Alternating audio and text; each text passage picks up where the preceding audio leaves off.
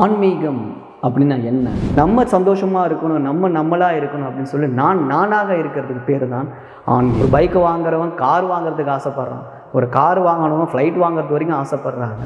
இதில் நம்ம சில விஷயங்கள் பார்க்கலாம். ஆன்மீகம்னா மதம் சார்ந்ததா அப்படின்னு சொல்லிட்டு கண்டிப்பாக நம்ம யாருன்றது நம்ம தெரிஞ்சுக்கணும். அப்படின்னா நம்ம முன்னாடி பயணித்து போகணும். அதாவது எல்லா முனிவர்களும், எல்லா சித்தர்களும், எல்லா குருமார்களும் நமக்கு சொல்லிக் கொடுத்த ஒரு வழி இருக்கு. எல்லாருக்கும் நமஸ்காரம். ஆன்மீகம் அப்படின்னா என்ன, அதை நம்ம முதல்ல தெரிஞ்சுக்கலாம். எல்லாரும் நினச்சிட்டு இருக்கோம் இறைவன் அடி சேருதல், இறைவன் ஆடி செல்லுதல் அதுதானோ ஆன்மீகம் அப்படின்னு சொல்லிட்டு. ஆனால் நிச்சயம் அது இல்லை. ஆன்மீகம் அப்படின்றது ஆத்மீகம்ன்ற வார்த்தையில் வந்தது நம்ம எல்லாருக்கும் தெரிஞ்சிருக்கலாம். அதாவது நான் யார் அப்படின்றத தெரிஞ்சுக்கிறது தான் ஆன்மீகம். அதாவது ஆத்மார்த்தமாக நான் ஒரு ஆத்மான்றதை உணர்றது தான் ஆன்மீகம். அதுதான் நம்ம முதல்ல தெரிஞ்சுக்க வேண்டிய விஷயம். அப்போ நான் யார் அப்படின்றது எப்படி நம்ம தெரிஞ்சுப்போம் அப்படின்றதுக்கு முன்னாடி நான் யார் அதை முதல்ல புரிஞ்சுக்கணும். அதாவது நம்ம பிறந்ததுலேருந்து நம்ம வாழ்க்கை பாடங்களை பார்த்தோம் அப்படின்னா, நான் எல்கேஜி படிக்கிறேன், நான் டிகிரி படிக்கிறேன், நான் கவுன்சிலராக இருக்கேன், நான் ஒரு பொலிட்டீஷியனாக இருக்கேன், நான் இந்த இடத்துல சாஃப்ட்வேரில் வேலை செய்கிறேன், நான் ஒரு ஞானியாக இருக்கேன், நான் ஒரு யோகியாக இருக்கேன் அப்படின்னு சொல்லிட்டு நம்மளே நான்ற இடத்துல ஒன்று ஒன்றா ஏற்றுக்கிட்டே போகிறோம். இதில் நான் யாராக இருந்தேன் அதை நம்ம கண்டுபிடிக்கணும் அப்படின்னா முதல்ல உங்கள் கூட இருக்க இந்த விஷயங்களை விட்டு வெளியே வரணும். அதாவது நான் காலேஜ் படிக்கிறேன் அப்படின்னும் போது நான் காலேஜ் படிக்கிறேன் அப்படின்றதுல வெளியே நம்ம காலேஜ் படிக்காட்டியும் நம்ம நான் தான். அப்போ அதுக்கு முன்னாடி நம்ம யாராக இருந்தோம், நான் +2 படிக்கிறேன், +2 +2ல் படிச்சுட்டு இருக்கேன், நான் ஒரு ஸ்டூடெண்ட்டாக இருக்கேன் அப்படின்ற இடத்துல நீ ஸ்டூடெண்ட்டாக இருக்கிறதுக்கு முன்னாடி யாராக இருந்தோம் அப்படின்றத நம்ம புரிஞ்சுக்கணும். அங்கேயும் நானாக தான் இருந்தேன். அப்போ நம்ம ஒரு விஷயமா வெளியே வரோம். நான் சம்சாரியாக இருந்தேன், நான் ஒரு ஆண் மகன், நான் ஒரு பெண் மகள் அப்படின்றது எப்படி உருவாச்சு அதையும் நம்ம புரிஞ்சுக்கணும். இளம் வயதிலிருந்தே நம்மளை நீ ஒரு ஆண் மகன், நீ ஒரு பெண் மகள் சொல்லி வளர்த்ததுனால தான் நமக்கு ஜெண்டரை பற்றியே தெரிய வந்தது. அதுக்கு முன்னாடி நம்மளுக்கு ஆணா பெண்ணான்னு கூட தெரியாது இளம் வயதில், சிறு வயதில். ஏன்னா அந்த ஒரு வயது 2 வயது பருவத்தில் நம்ம விஷயத்தை விட்டுட்டு எல்லாருமே சந்தோஷமாக ஆனந்தமாக இருப்போம். அப்போது நம்மளுக்கு கூட சேர்ந்து வருது இல்லையா, நான் காலேஜ் படிக்கிறேன், நான் வேலை செய்கிறேன், நான் பணக்காரனாக இருக்கேன், நான் ஏழையாக இருக்கேன், நம்ம போட்டு வந்துட்டுருக்கோம் இல்லையா. அதெல்லாம் விட்டுட்டு நம்ம எப்போ நான் யாருன்றதை உணரணும் அப்படின்னு நினைக்கிறோமோ அப்போ தான் ஆன்மீகத்துக்குள்ளே நம்ம பயணிக்க போகிறோம்.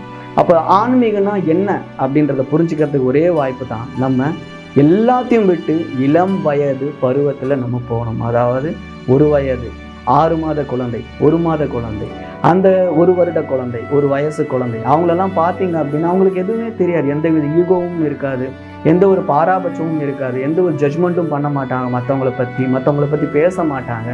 நம்ம சந்தோஷமாக இருக்கணும், நம்மளாக இருக்கணும் அப்படின்னு சொல்லி நானாக இருக்கிறதுக்கு பேர் தான் ஆன்மீகம். அதாவது உள்கடந்து செல்றது, ஆத்மா என்னன்றதை உணர்றது. அப்போ நம்ம ஆத்மா என்னன்றதை உணரணும் அப்படின்னா நம்ம யாருன்றதை முதல்ல உணர தெரிஞ்சுக்கணும். நான் இல்லை அப்படின்றது எப்போ உணருவோம் அப்படின்னு நம்ம உள்கடந்து செல்லும் போது மட்டும்தான். அப்போது ஆன்மீகம்ன்றது ஒன்றுமே கிடையாது. சாந்தி, சமாதானம், பொறுமை, நிதானம், நிம்மதி, இதுக்கு பேர் தான் ஆன்மீகம். அதுக்காக தான் நம்ம எல்லாரும் பயணிச்சுட்டு இருக்கோம்.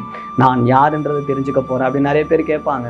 ஆன்மீகம்னா என்ன, நான் யாருன்றதை தெரிஞ்சுக்கிறது ஆன்மீகம். அப்போ நான் யாருன்றதை நீ எப்படி தெரிஞ்சுப்ப அப்படின்னு பார்த்தீங்கன்னா முதல்ல அந்த சந்தோஷத்தையும் சமாதானத்தையும் நம்மளுக்குள்ளே கொண்டு வரணும். அதுக்கு நம்ம எல்லா விதமான ஈகோவையும் விட்டு, எல்லா விதமான மற்றவங்களை பற்றி பேசுகிறத விட்டுட்டு நம்மளுக்குள்ளே நம்ம ட்ராவல் பண்ணுறதுக்கு பேர் தான் ஆன்மீகம். அப்படி இருக்கும் பட்சத்தில் தான் நமக்கு நிம்மதியும் சந்தோஷமும் கிடைக்கும். நம்ம நினைக்கிறோம் பணக்காரங்க நிறைய பேர் இருக்காங்க, ஏழைகளும் இருக்காங்க. எல்லா கோடிகளும் வச்சிருக்க ஒருத்தங்கிட்ட போய் நீ எப்படி இருக்க, சந்தோஷமாக இருக்கியான்னு கேட்டியா? இல்லை, அவன் வேற ஏதோ தேடுறான்.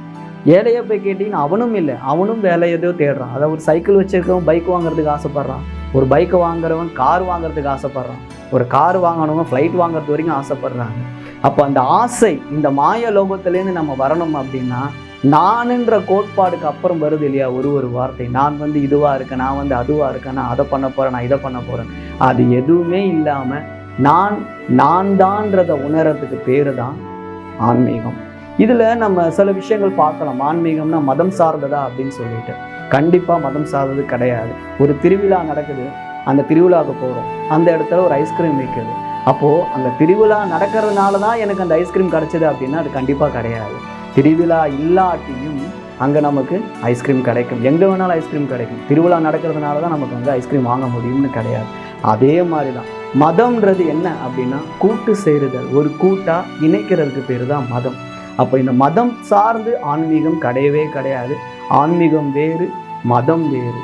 மதத்தை பார்த்தீங்க அப்படின்னா எல்லா மதமும் ஆன்மீகத்தை போதிக்குது. எல்லா மதமும் கடைசியில் கொண்டு வர விஷயம் என்னன்னா அன்பு, அபரிவிதமான அன்பு செலுத்துறது. அதுதான் வந்து ஆன்மீகம் அவங்க சொல்கிறது. ஆனால் அவங்க பல வழியில் நம்ம கொண்டு போகிறாங்களே தவிர கடைசியாக வந்து சேரும் அந்த பாயிண்ட் எது அப்படின்னா நிம்மதி, சந்தோஷம், அமைதி, பொறுமை, நிதானம். இதுதான் சாந்தி, சமாதானம் எங்கே இருக்கோ அதுதான் ஆன்மீகம்.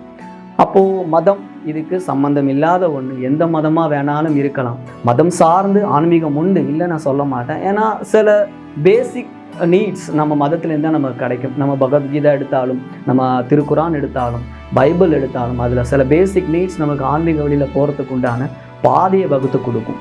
அதுக்காக மதம் சார்ந்த ஆன்மீகம் கிடையாது. ஆன்மீகம்ன்றது நம்மளுக்குள்ள நம்ம ட்ராவல் பண்ணுறதுக்கு பேர் தான் ஆன்மீகம். நம்ம யாருன்றது நம்ம தெரிஞ்சுக்கணும். அப்படின்னா நம்ம முன்னாடி பயணித்து போகணும். அதாவது நமக்கு பின்னாடி என்ன நடந்தது, என்ன நம்ம இருந்தோம், அதெல்லாம் நம்ம தெரிஞ்சுக்கணும். நம்ம இளம் பருவத்துக்கு போகணும். அதே மாதிரி இளம் பருவத்தில் இருந்து ஒன்றுமே இல்லாத, எதுவுமே இல்லாத ஜீரோ ஸ்டேட்டில் இருந்து முதிர்ச்சி நிலைக்கு வரோம் இல்லையா, இது ரெண்டும் சேரும்போது தான் ஆன்மீகம் தலைக்குது. இதுக்கு முக்கியமான தேவை என்னன்னா அனுபவம். வாழ்க்கையில் எல்லா அனுபவமும் கற்றுக்கிட்டு அனுபவத்தில் ட்ராவல் பண்ணும் போது தான் நம்மளுக்கு வந்து ஆன்மீகம்ன்ற முதிர்ச்சி வருது. இதுக்கு வயசோ வரம்போ எதுவும் தேவை. எல்லாருமே இந்த உலகத்தில் ஆன்மீகவாதி தான். ஒரு குழந்தை பிறக்கிறான், அவன் பிறந்த நேரத்தில் அவனுக்கு எதுவுமே தெரியாது, சந்தோஷம் மட்டும்தான் அவனுக்கு தெரியும். அவனுக்கு வேண்டியது என்னவோ அது மட்டும் அவனுக்கு கிடைக்கும். ஆசைப்பட மாட்டான். என்ன தேவையோ அந்த ஒரு வருட காலம், அந்த 1 வயது வரை, 1.5 வயது வரை, 2 வயது வரை அவன் வந்து அப்படியே ட்ராவல் பண்ணிட்டு இருக்கான். அதுக்கப்புறமேட்டு தான் நம்மளுடைய வாழ்க்கை பயணம், நம்மளை சுற்றி இருக்கவங்களுடைய வார்த்தைகள், பேச்சு, இதெல்லாம் தான் வந்து அவனை ஒரு படியாக மாற்றி பல பிரச்சனையை கொண்டு வைக்கி நான்ற இடத்துல ஒன்றா சேர்த்து கொண்டு வந்துட்டு இருக்கேன். ஃபஸ்ட்டு என்ன சொல்லுவான், அவன் குழந்தை. முதல் பருவத்தில் என்ன சொல்கிறாங்க, அவன் ஒரு குழந்தையாக இருக்கான்ப்பா, அவன் சின்ன குழந்தைப்பா. அவன் பேர் வைக்க ஆரம்பிக்கிறோம். நான் ஹரீஷ், நான் விஜய், நான் கமல் அப்படின்னு சொல்லி பேர் வச்சு பேர்லேருந்து தொடங்கி அவன் பேர் கூடவே சேர்ந்து வர்றது நம்மளுக்கு வந்து படிப்படியாக வேதனையும் வலியும் கொண்டு போய் உண்டாக்கிட்டு இருக்கு. அதன் மூலியமாக தான் நம்மளை உணர முடியலை. அப்போது நம்ம யாருன்றதை தெரிஞ்சுக்கணும் அப்படின்றதுக்கு பேர் தான் ஆன்மீகம். அதே ஆன்மீகத்துக்குள்ளே நம்ம பயணிக்கணும் அப்படின்னா நம்ம எல்லாத்தையும் விட்டுட்டு குழந்தை பருவத்துக்கு போய் குழந்தை பருவமாக இருக்கணும். அப்போது இந்த குழந்தை பருவமாக இருக்கிறது எப்படி அது சாத்தியமாகும் அப்படின்னு கேட்டால் அதுக்கு ஒரே ஒரு வழி இருக்குது. எல்லா முனிவர்களும், எல்லா சித்தர்களும், எல்லா குருமார்களும் நமக்கு சொல்லிக் கொடுத்த ஒரு வழி இருக்கு. அது என்ன அப்படின்றத விரைவில் பார்க்கலாம். நன்றி, நமஸ்காரம்.